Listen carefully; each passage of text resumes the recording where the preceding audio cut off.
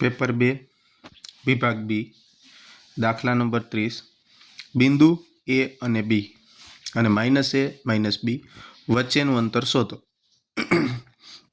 પહેલું જે બિંદુ છે એને આપણે નામ આપીએ એ, બીજા બિંદુને નામ આપીએ બી। એ છે એના યામ છે એ અને બી, બીના યામ છે -a - બી।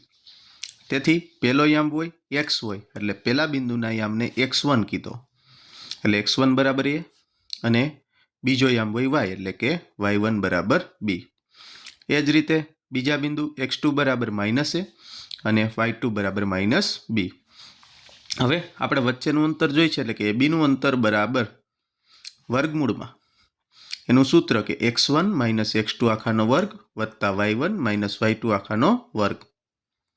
કિંમત મૂકીએ તો વર્ગમૂળ કૌંસમાં x1 એટલે a અને x2 એટલે -a છે એટલે માઇનસ માઇનસ શું થઈ જશે +a કૌંસ પૂરો વર્ગ વત્તા y1 b -b આખાનો વર્ગ।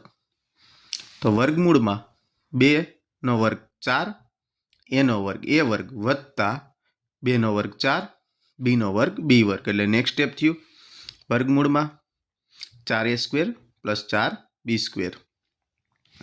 બંનેમાંથી 4 કોમન નીકળે, 4 કોમન કાઢી લઈએ, વધે અને કૌંસમાં a² + b²। આ બંને ગુણાકાર છે તો કે જેનું વર્ગમૂળ નીકળે એ વર્ગમૂળની બહાર આવી જાય એટલે કે 4નું વર્ગમૂળ કેટલું 2, તેથી 2 વર્ગમૂળમાં a² + b², તેથી ab નું અંતર બરાબર વર્ગમૂળમાં a² + b² થાય છે।